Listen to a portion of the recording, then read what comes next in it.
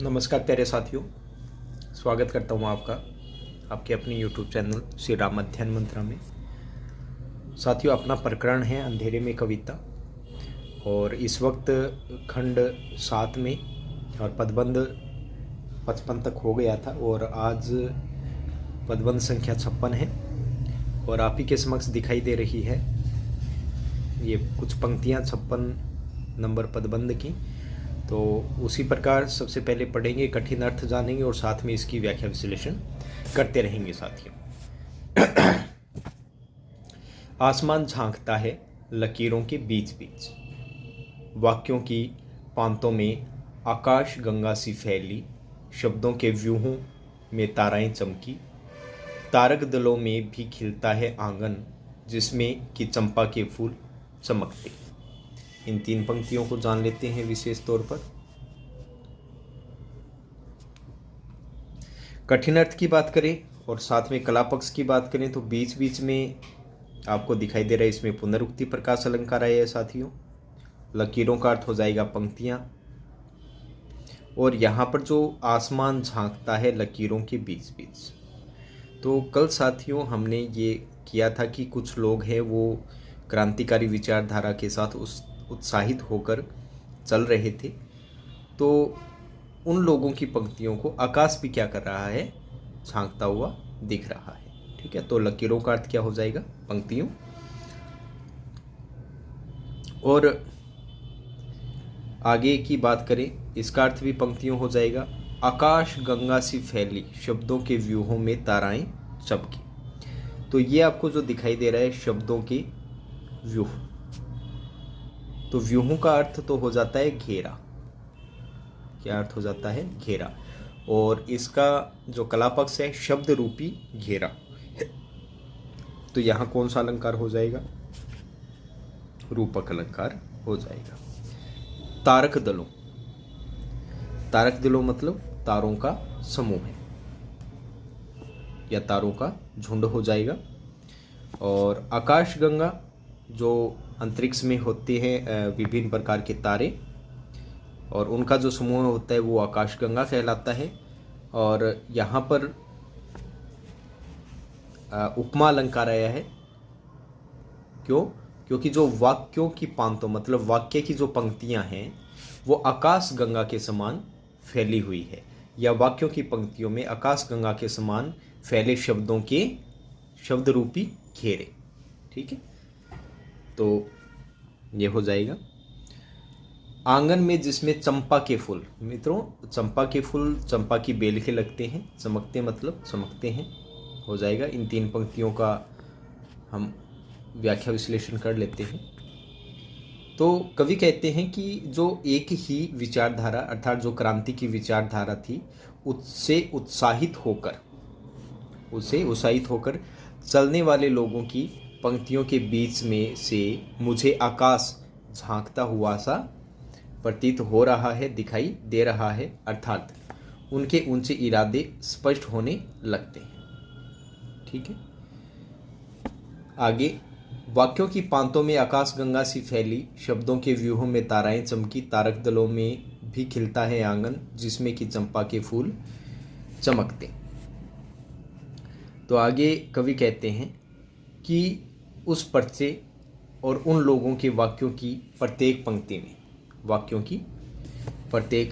पंक्ति में आकाश गंगा जैसी सघन उज्ज्वलता उच्चता सी छा रही है। उनके शब्द रूपी घेरों में नवीन तारिकाओं अर्थात भाव विचार की अद्भुत चमक है। तो ताराएं चमकी, जो शब्द रूपी घेरे हैं उनमें क्या है कि जो भाव विचार है उनकी अद्भुत चमक दिखाई दे रही है। अब आगे की ओर चलते हैं, इस पंक्ति का देख लेते हैं। तो कवि कह रहे हैं कि तारों के समूह हैं, जन जीवन के खिले आंगन जैसे प्रतीत हो रहे हैं। आगे की ओर चलते हैं, जिसमें चंपा के नवीन मोहक फूल खिलते हैं और खिलते हुए क्या कर रहे हैं, चमक रहे हैं। ठीक है साथियों, अब चलते हैं आगे की ओर। शब्दाकाशों के कानों में गहरे तुलसी के श्यामल खिलते हैं चेहरे। चमकता है आशय मनोज्ञ मुखों से पारिजात पुष्प महकते। तो इसमें शब्दाकाशों, शब्द और आकाश, आकाश उच्चता का प्रतीक है और शब्द शब्द होते हैं यानी कि शब्दों की उच्चता। ठीक है। कानों में गहरे, गहरे का अर्थ गहराई, श्यामल सांवले रंग वाला। ठीक है। मनोज्ञ, मनोज्ञ का अर्थ हो जाता है सुंदर। पारिजात, पारिजात होता है मित्रों ये स्वर्ग में जो पुष्प खिलते हैं उनको पारिजात कहते हैं। स्वर्ग के पुष्प उनको क्या कहते हैं? पारिजात।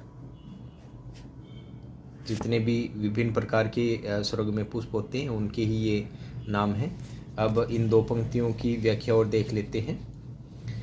आगे कवि कहते हैं कि शब्दों की उच्चता के आकाश के कानों में जैसे तुलसी के सांवले चेहरे खिल रहे हैं। श्यामल मतलब सांवले रंग वाला हो जाएगा। उनके सुंदर मुखों से, मनोज्ञ मतलब सुंदर हो जाएगा, मुखों से उनका आशय चमचमाकर अभिव्यक्त हो रहा है, चमकता हुआ अभिव्यक्त हो रहा है और लगता है जैसे पारिजात के स्वर्गीय फूल महक रहे हैं। कवि का आशय यह है कि वह सब नई प्रेरणा, नई चेतना का प्रतीक बनकर जो नया जीवन है उसके आगमन का आभास देने वाला लग रहा है। चलते हैं मित्रों नेक्स्ट पंक्तियों की ओर। पहली बात आपको ये चीज़ बता देता हूँ, जो शब्दाकाश है उसमें कौन सा अलंकार है? रूपक। ठीक है। अब चलते हैं आगे की ओर।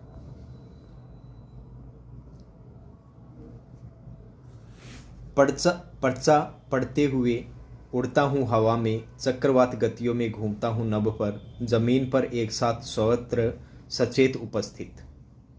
इन दो पंक्तियों को देख लेते हैं। पर्चे जो कवि को उनके हाथ में लोगों की पंक्तियों ने थमा दिए थे, उन्हीं पर्चों की बात यहाँ पर हो रही है। तो कठिन अर्थ तो इसमें नहीं है मित्रों। चक्रवात है वो वायु का जो गोल घेरा होता है, तेज चलने वाला, उसे कहते हैं। तो कवि कहते हैं कि उस अचानक प्राप्त होने वाले गुप्त पर्चे को पढ़कर उससे व्यक्त सामूहिक संवेदनाओं को समझ और उससे अभिभूत होकर मैं जैसे हवा में उड़ने लग गया हूँ, चक्रवात गतियों में घूमने लग गया हूँ। अर्थात मेरी कल्पनाएं दूर दराज की फुइयों में नहाने लगती है और मेरा जो मन है वो वायु के चक्रों में उड़ने वाले पत्तों के समान उड़कर आकाश की ऊंचाइयों में उड़ने घूमने लगता है। फिर जमीन पर एक साथ सर्वत्र सचेत उपस्थित, फिर एक साथ अपने को जमीन पर भी अनुभव करता हूँ। अर्थात कल्पना की ऊंचाइयों में उड़ने वाला मेरा मन भी वास्तविक जीवन की यथार्थता से अलग नहीं हो पा रहा है। अर्थात मैं कल्पनाओं में भी उड़ता हूँ लेकिन ज़मीन पर भी रहता हूँ। अर्थात मैं यथार्थ में भी रहता हूँ, वास्तविकता में भी रहता हूँ। मेरे विचार है वो उससे अलग नहीं हो पाते हैं। आगे, प्रत्येक स्थान पर लगा हूँ मैं काम में, प्रत्येक चौराहे दुराहे व राहों के मोड़ पर सड़क पर खड़ा हूँ, मानता हूँ मनवाता अड़ा हूँ। इसमें भी कठिन अर्थ नहीं है, सीधे व्याख्या देख लेंगे। तो आगे कवि कहते हैं कि वह अपने को सभी जगह अत्यंत सावधान अनुभव करता है। मैं अनुभव करता हूँ कि धरती हो या आकाश, चौराहे दुराहे राहों, धरती हो या आकाश, प्रत्येक जगह पर मैं अपने योजनाबद्ध क्रांतिकारी कार्यों में लगा हुआ हूँ। चाहे मैं कहीं पर भी हूँ लेकिन मैं अपना जो कार्य है क्रांति का वो करने में लगा हुआ हूँ। प्रत्येक रास्ते दुराहे और चौराहे के मोड़ों पर सड़क के बीच पर खड़ा मैं लोगों की बातें मानता हूँ, अपनी बातें मनवाने पर अड़ा हूँ। यानी कि मैं लोगों को क्रांति की भावनाओं से प्रेरित कर रहा हूँ। तो कला पक्ष इसका साथ साथ में हो ही गया है। अब देखो ये देखें नभ पर, जमीन पर एक साथ। यहाँ मित्रों विरोधाभास अलंकार है, दोनों जगह एक साथ नहीं रहा जा सकता, इसलिए यहाँ पर क्या है, विरोधाभास अलंकार आया है। अब चलते हैं आगे की ओर। नेक्स्ट जो पदबंध है, पदबंध संख्या है 57, इसको जान लेते हैं क्या कहते हैं कवि, देखते हैं। और तब दिक्काल दूरियां अपने ही देश के नक्शे सी टंगी हुई रंगी हुई लगती, स्वप्नों की कोमल किरणें की मानो घनीभूत संगनित द्युतिमान शिलाओं में परिणत, ये सब दृढ़ीभूत कर्मशिलाएं हैं जिनसे कि स्वप्नों की मूर्ति बनेगी। यहाँ तक देख लेते हैं, ये जो 4 पंक्तियाँ हैं। कठिन अर्थों की बात करें तो दिक् काल, ये 2 शब्दों से मिलकर बना है। दिक्, दिक् का अर्थ दिशा होता है, प्लस काल का अर्थ होता है समय, यानी कि दिशा और समय, और दोनों का अर्थ ही क्या हो जाएगा, समय। क्लियर है। और नक्शे सी टंगी हुई है, नक्शे के समान टंगी हुई है, तो यहाँ कौन सा अलंकार हो जाएगा, उपमा अलंकार हो जाएगा। फिर स्वप्नों की कोमल किरणें, यानी कि स्वप्न रूपी कोमल किरणें, तो यहाँ कौन सा अलंकार हो जाएगा, रूपक अलंकार हो जाएगा। ठीक है। फिर बात करें संगनित, संगनित का अर्थ होता है घनी, और घनीभूत का अर्थ भी होती है गहरा या घनीभूत, इसका भी अर्थ वही हो जाएगा। द्युतिमान, द्युतिमान का अर्थ होता है चमकना, शिलाओं के अर्थ में हो जाएगा चमकती। ठीक है। परिणत मतलब होता है परिवर्तन या बदलना, परिवर्तित हो जाएगा। दृढ़ीभूत मतलब दृढ़ता से, कर्म शिलाएं, यहाँ रूपक अलंकार हो जाएगा कर्म रूपी शिलाएं, यहाँ पर भी रूपक ही हो जाएगा। जिनसे कि स्वप्नों की मूर्ति बनेगी, स्वप्न रूपी मूर्ति, यहाँ फिर रूपक अलंकार आया है, स्वप्न रूपी मूर्ति। और जो मूर्ति है वो किसका प्रतीक है, नवजीवन का। किसका प्रतीक है, नवजीवन का, नए जीवन का। तो ये इसके कठिन अर्थ और कलापक्ष की बात हो गई मित्रों। अब बात करते हैं इसकी व्याख्या की। तो कवि कहते हैं कि आज के समय जब क्रांति हो रही है, उस समय मानव के बीच में जो देश और काल की दूरियां थी, मतलब जो एक ही देश में दिशाओं की और दूरियों की क्या थी, के बीच दूरियां थी, आज वह केवल नक्शों के समान क्या है, रंगों में रंगी हुई दीवारों पर टंगी हुई अनुभूति बनकर रह गई है। अर्थात लोगों में अब दूरियां नहीं रही है, उनका व्यवहारिक जीवन में इन दूरियों का अब कोई भी महत्व नहीं रह गया है। आगे स्वप्नों की कोमल किरणें की मानो, मानो आ गया तो यहाँ उत्प्रेक्षा अलंकार हो जाएगा साथियों, संभावना जताई गई है। तो आगे कवि कहते हैं कि मेरे स्वप्नों अर्थात मानवता के सुखद भविष्य जीवन निर्माण की कोमल मधुर कल्पनाएं, स्वप्नों का अर्थ भी क्या हो जाता है, कल्पनाएं, अब जैसे सघन होकर घनीभूत संगनित मतलब बहुत अधिक गहरी और सघन होकर द्युतिमान अर्थात चमकती हुई साकार हो उठना चाहती है। ठीक है। आगे शिलाओं में परिणत ये सब दृढ़ीभूत कर्मशिलाएं जिनसे कि स्वप्नों की मूर्ति बनेगी। तो आगे कवि कहते हैं कि वे अब कर्मशील जीवन की दृढ़ कर्मों की प्रतीक शिला रूपों में परिवर्तित हो रही है। उन कर्म रूपी शिलाओं से ही अपनी कल्पनाओं के अनुरूप ही हम लोग अपने नव जीवन रूपी मूर्ति का निर्माण करेंगे। तो ये नव जीवन का प्रतीक मैंने आपको बताया था, स्वप्न रूपी मूर्ति अपनी कल्पनाओं के माध्यम से हम क्या करेंगे, बनाएंगे। अब चलते हैं नेक्स्ट। सिस्मित सुख कर जिसकी की किरणें ब्रह्मांड भर में नापेंगी सब कुछ, सचमुच मुझको भी जिंदगी सरहद। यहां तक देख लेते हैं इन 2 पंक्तियों को। और सिस्मित का अर्थ हो जाता है मुस्कुराती हुई, सिस्मित का अर्थ क्या हो जाएगा, मुस्कुराती हुई। और इसके अलावा नापना हो जाएगा, सरहद का तात्पर्य हो जाएगा सीमा, और इसमें बताने लायक कुछ भी नहीं है। यहाँ ठीक है, इन दो पंक्तियों की व्याख्या विश्लेषण देख लेते हैं।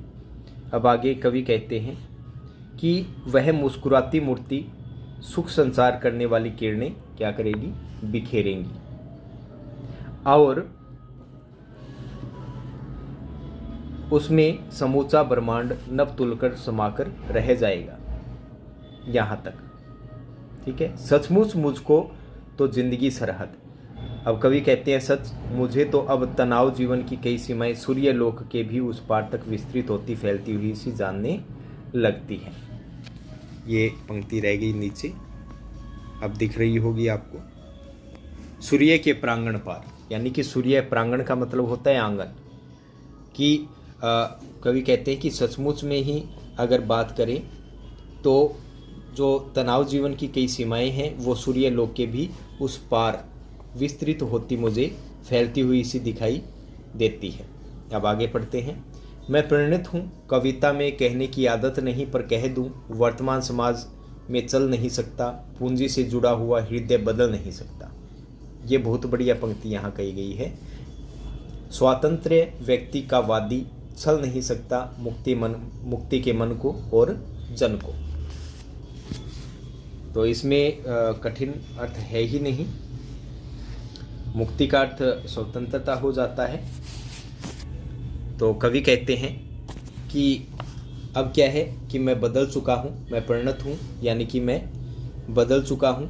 कविता में इस प्रकार की स्पष्ट बातें कहने सुनने की आदत हमें नहीं है, फिर भी मैं साफ स्पष्ट कह देना चाहता हूँ। कविता में कहने की आदत नहीं पर मैं स्पष्ट कह देता हूँ कि जिन लोगों का हृदय पूंजीवादी साम्राज्यवादी व्यवस्था से जुड़ा है, जिनका हृदय, उनमें परिवर्तन कभी आ ही नहीं सकता, वो कभी भी बदल नहीं सकते हैं। वह मानवता की स्वातंत्र्य यानी कि स्वतंत्रता का प्रतिवाद करते हैं, उन्हें बुरा भला कहते हैं।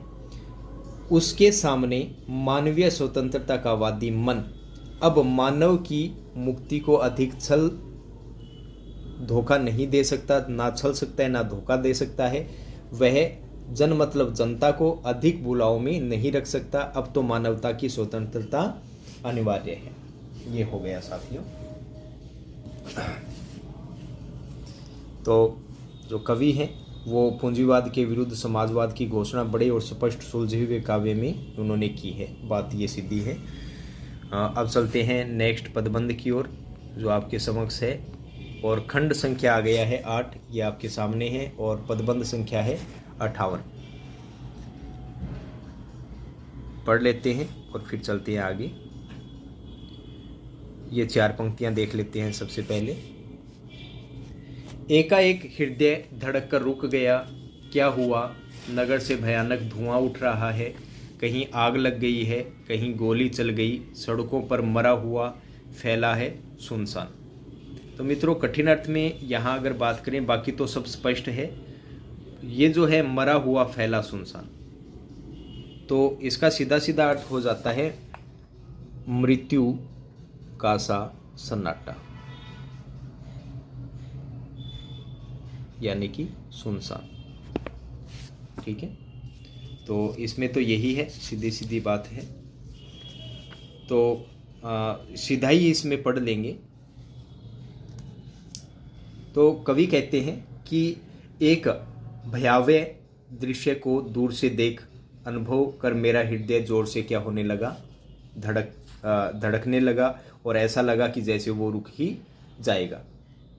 पता नहीं क्या हो गया है, नगर में कहीं भयानक धुआं ऊंचा उठता हुआ सा दिखाई दे रहा है, यानी कि नगर के अंदर अब भयंकर धुआं उठ रहा है, जैसे कहीं पर आगजनी हो गई हो, कहीं आग लग गई, कहीं गोली चल गई।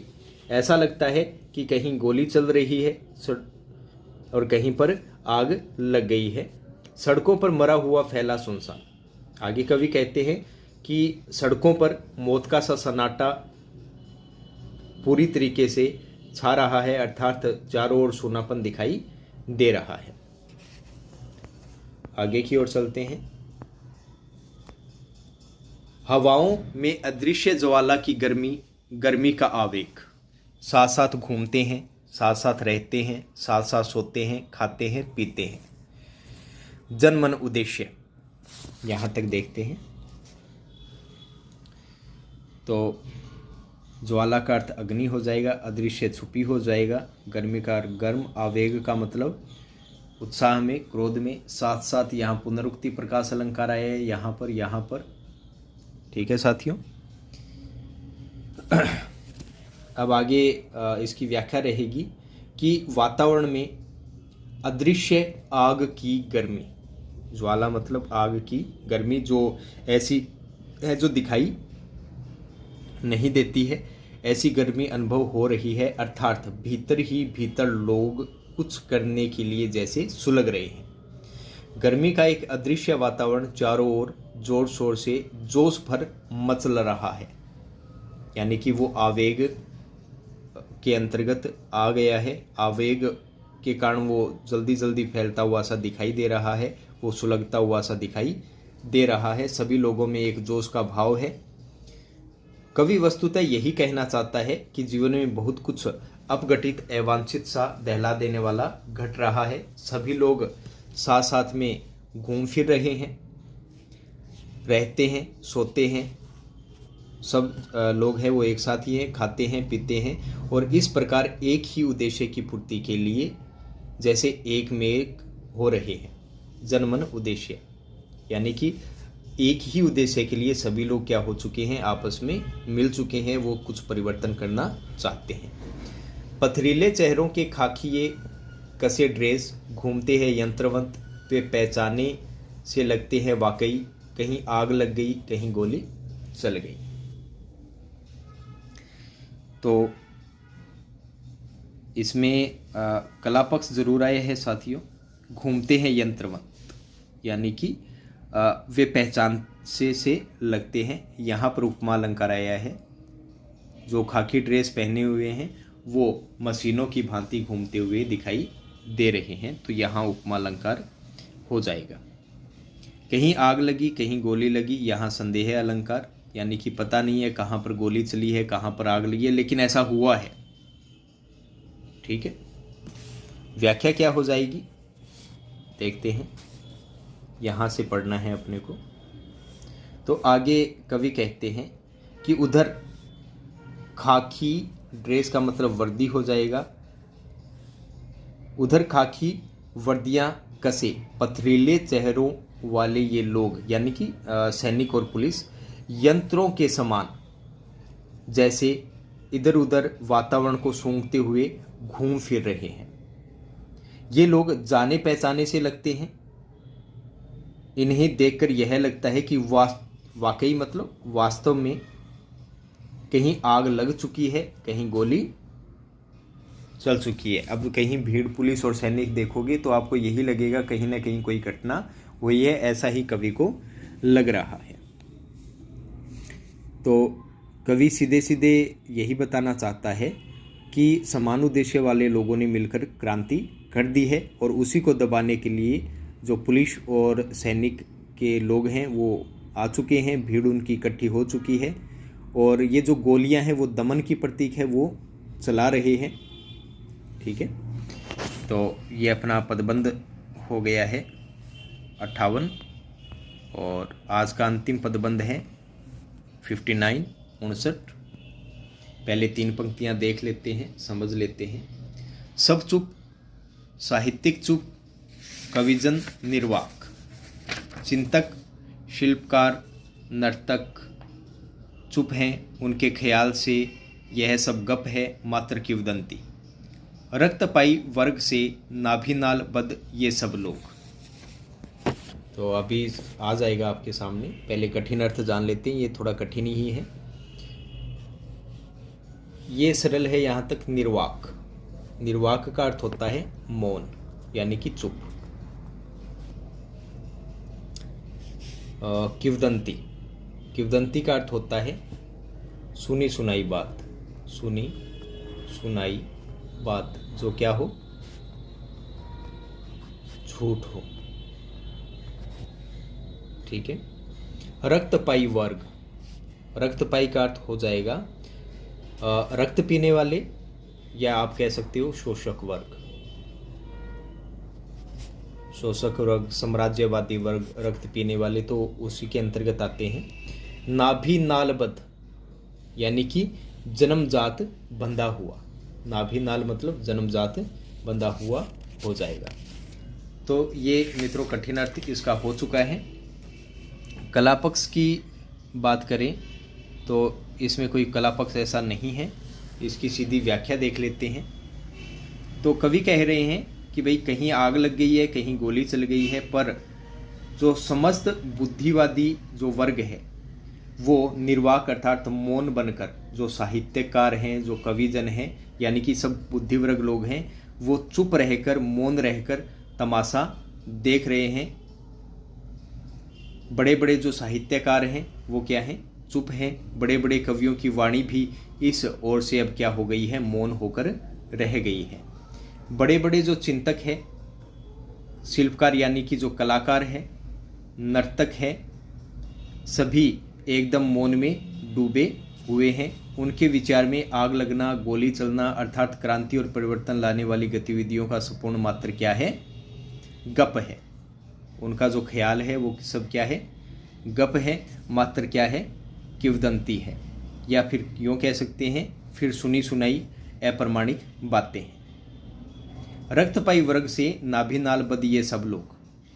आगे कवि कहते हैं कि विभिन्न प्रकार के जो शोषक वर्गों के साथ जन्मजात रूप से बंधे हुए बुद्धिवादी वर्गों के ही लोग नपुंसक बनकर भोग विलास और कोरी कल्पनाओं के जालों में ही उलझ रहे हैं। तो ये जन्मजात ही हो गया। एक पंक्ति है जो आपको दिखी नहीं, ये आपके सामने है। ये जो है नपुंसक भोग सीरा जालों में उलझे पर्सन की उथली सी पहचान। जो उलझे हैं यहाँ तक मैंने इसकी व्याख्या बता दी है। नपुंसक का मतलब ना हो स्त्री और ना हो पुरुष। सीरा जालों का अर्थ हो जाता है कोरी कल्पनाएं। सीरा जालों का अर्थ क्या हो जाएगा, कोरी कल्पनाएं। तो जो बुद्धिजीवी वर्ग है वो शुरू से ही, बचपन से ही, जन्म से ही इन साम्राज्यवादी जो है नपुंसक होकर उनसे जुड़ा हुआ है, भोग विलास और कोरी कल्पनाओं के जालों में ही उलझे रहे हैं। अब चलते हैं आगे की ओर। प्रश्न की उथली सी पहचान, राह से अनजान, वाक रुदंती, चढ़ गया उर पर कहीं कोई निर्दयी, कहीं आग लग गई, कहीं गोली चल गई। यहाँ तक देखते हैं साथियों। अगर कठिन प्रश्नों की बात करें तो वाक रुदंती, वाक रुदंती का अर्थ हो जाता है वाणी का, वाक का अर्थ वाणी होता है, वाणी का कोरा रुदन, सिर्फ दिखाने के लिए। ठीक है साथियों। और भव्य, बस ये 3 पंक्तियाँ पढ़नी है और इसमें कठिन अर्थ नहीं है। निर्दयी का मतलब होता है जिसे दया बिल्कुल भी न आती हो। तो आगे कवि कहते हैं कि ये लोग हैं वो वास्तविकताओं को देख पहचान ही नहीं सकते। पर्सन की उथली सी पहचान है। जनता और उसके जीवन से जुड़े प्रश्नों अर्थात समस्याओं की यदि कुछ पहचान है भी तो वह मात्र सतही है, फिर इन्हें उनसे छुटकारे की राहों का कुछ ज्ञान नहीं है। अतः ये क्या करते हैं, राह से अनजान वाक रुदंती, अतः ये अपने में ही जैसे वाणी का कोरा रुदन बनकर रह गए हैं। वे रुदन इस रूप में प्रकट होते हैं कि कहीं कोई निर्दयी व्यक्ति किसी के सीने पर सवार हो गया है। चढ़ गया यानी कि सीने पर सवार हो गया, और मतलब हृदय पर कहीं कोई निर्दयी, कोई दया रहित व्यक्ति। कहीं आग लग गई है, कहीं गोली चल गई है, बस इससे अधिक और कुछ भी नहीं है। अब चलते हैं आगे की ओर।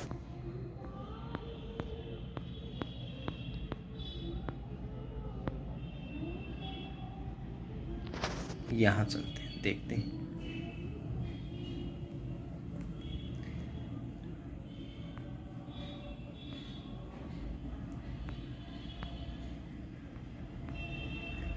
भव्याकार भवनों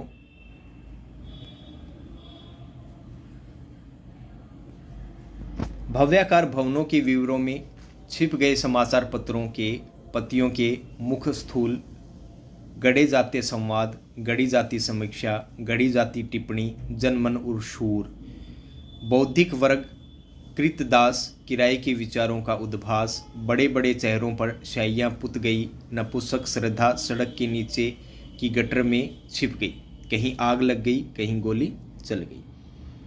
ये पंक्तियां पढ़ लेते हैं साथियों।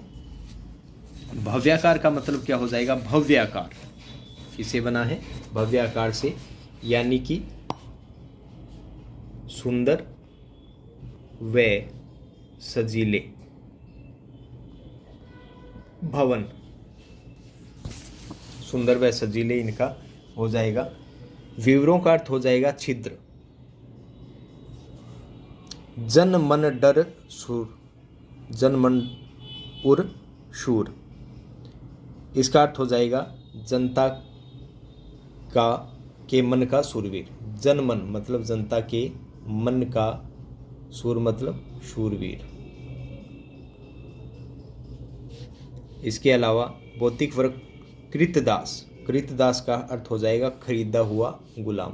कृत का मतलब होता है खरीदना, तो खरीदा हुआ। दास का अर्थ होता है गुलाम, तो ये गुलाम हो जाएगा।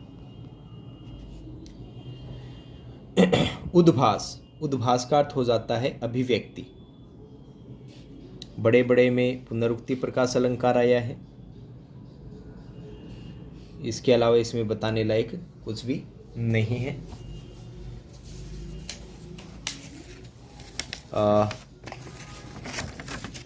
देखते हैं, इसकी व्याख्या विश्लेषण कर लेते हैं। वैसे भोग सिरा जो जाल आया था पीछे, उसमें अनुप्रास अलंकार था। अब व्याख्या आगे क्या कहते हैं कवि, देख लेते हैं। कवि कहते हैं कि जीवन और समाज में चारों तरफ उथल पुथल हो गई है, क्रांतिकारी संघर्ष चल रहे और परिवर्तन आ रहे हैं। उनके बारे में समाचार पत्र भी क्या है? मौन है। समाचारों की पत्तियों के मुख स्थूल, वो समाचार भी क्या है? बंद है। उनके पूंजीपति मालिकों ने अपने मुख भव्य भवनों के भीतरी छिद्रों में छिपा लिए हैं। विवरों का अर्थ छिद्र हो जाएगा। सजे सजाए जो ऊंचे मकान हैं, उनमें जो समाचार के पूंजीपति वर्ग, देखो समाचार जो पत्र छपते थे उनके मालिक थे पूंजीपति, तो उन्होंने अपना जो मुख है वो स्थूल रूप से क्या कर लिया है? अपने भवनों में छिपा लिया है, अर्थात वो अपने भवनों के छिद्रों में चले गए हैं, अपने जो विलास भवन है उसमें दुबक पड़े हैं। उनमें सत्य को छानकर उसे समाचार पत्रों में प्रकाशित करने की साहस शक्ति नहीं है। वे सारे घटित के संवादों और समीक्षाओं को गढ़कर ही प्रकाशित करते हैं। जो संवाद है, जो समीक्षा है, उनको वो क्या करते हैं? अपने मन से ही बनाकर उन्हें क्या करते हैं? प्रकाशित करते हैं। परिणामतः जो घटित सत्य है वो सामने नहीं आ पाता है, बस वे इस प्रकार की टिप्पणियां गढ़कर ही रह जाते हैं। सत्य सामने नहीं आता और वो जो टिप्पणियां हैं वो इसी प्रकार गढ़ी जाती है। फिर आगे की ओर चलते हैं।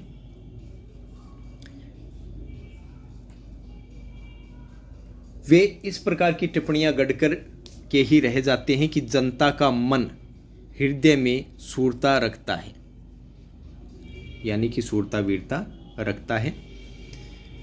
अब आगे बौद्धिक वर्ग है कृतदास किराए के विचारों का उद्भास।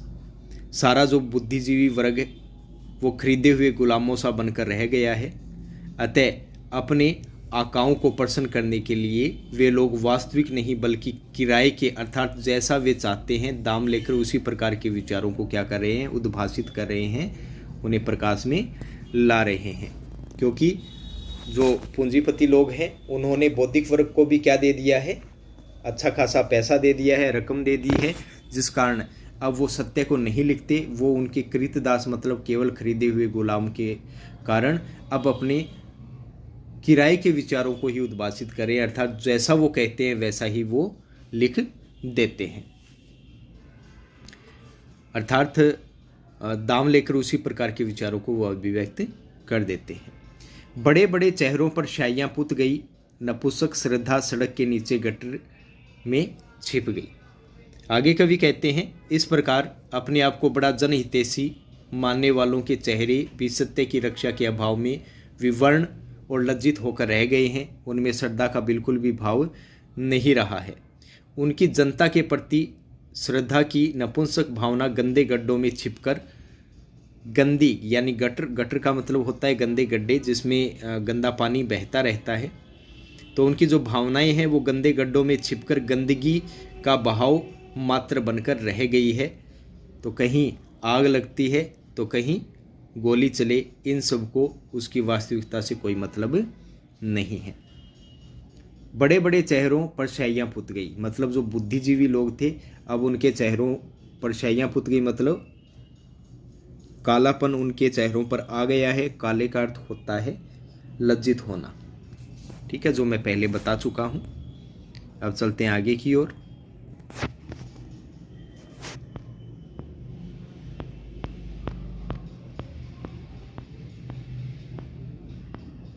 यहाँ धुएं के जहरीले मेघों के नीचे ही हर बार द्रुत निज विश्लेष गतियाँ, एक सिपलट सेकंड में सत साक्षात्कार, टूटते हैं धोखों से भरे हुए सपने, रक्त में बहती है शान की किरणें, विश्व की मूर्ति में आत्मा ही ढल गई, कहीं आग लग गई, कहीं गोली चल गई। तो इसका अर्थ जान लेते हैं।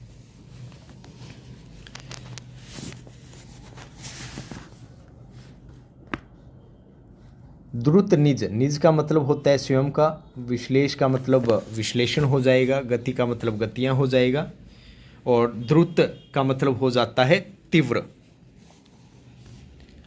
और टोटल विश्लेष गतियां का देखें तो विश्लेषण रूपी गतिविधियां या क्रियाकलाप हो जाएगा। फिर है सिपलट, सिपलट का तात्पर्य हो जाता है सरकते हुए, सेकंड का मतलब समय से लिया गया है। सत साक्षात्कार मतलब सैकड़ों साक्षात्कार हो जाएगा, और बाकी इसमें बताने लायक कुछ भी नहीं बचा है। लेकिन यहाँ अतिशोक्ति अलंकार जरूर आया है, एक स्प्लिट सेकंड में सत साक्षात्कार, यानी कि एक सेकंड में सैकड़ों साक्षात्कार, और एक सेकंड में सैकड़ों साक्षात्कार कभी भी नहीं लिए जाते हैं। तो यहाँ पे कौन सा अलंकार आ जाता है? अतिशोक्ति अलंकार। ठीक है साथियों, अतिशोक्ति अलंकार हो जाएगा इसमें। तो आगे कवि क्या कहना चाहते हैं वो देख लेते हैं कि जो ऐसे बुद्धिजीवी जो लोग हैं वो घुटन भरे वातावरण रूपी बादलों के जहरीले धुएं में अपनी विश्लेषणात्मक गतिविधियों को कुछ तेज करते हैं, क्योंकि सब ओर आग लगी हुई है, गोलियां चल रही है, सब ओर जहरीला वातावरण बना हुआ है, और जो धुआं उठ रहा है वो पूर्णतः जहर से भरा हुआ है, अर्थात वहाँ घुटन भरा वातावरण है। तो उसी घुटन भरे वातावरण रूपी बादलों के जहरीले धुओं के नीचे जो बुद्धिजीवी वर्ग है वो विश्लेष गतियाँ मतलब विश्लेषणात्मक गतिविधियों को कुछ द्रुत मतलब तेज करते हैं। एक स्प्लिट सेकंड में सत साक्षात्कार, एक एक फिसलते सेकंड में सैकड़ों तथ्यों का साक्षात्कार हो रहा है। टूटते हैं धोखों से भरे हुए सपने, आज धोखे से भरे सपने यानी कि कल्पनाएं टूट रही हैं। रक्त में बहती है शान की किरणें, विश्व की मूर्ति में आत्मा ही ढल गई, कहीं आग लग गई, कहीं गोली लग गई। तो आगे कवि कहते हैं कि आज आत्मा समूचे विश्व का आकार बन गई, कहीं आग लग गई है, कहीं गोली चल गई है, और इस प्रकार सारा वातावरण गर्म है। पर बुद्धिजीवी वर्ग अपनी नपुंसकता में मौन है, वो केवल अपनी जो झूठी शान की किरणें हैं वही बिखेरता है। बस इतना मान लीजिए कि जो आज आत्मा है वो संपूर्ण संसार का आकार बनकर रह गई है। तो ये साथियों कंप्लीट हो जाता है, आपका 8वां खंड हो चुका है, यानी कि चल रहा है। और ये अंतिम ही खंड है और पदबंध 59 तक हो गया है। तो वीडियो अगर अच्छा लगे, समझ में आए तो ज़्यादा से ज़्यादा शेयर करें, लाइक करें। मिलते हैं नेक्स्ट वीडियो में। इसी के साथ जय हिंद, जय भारत साथियों।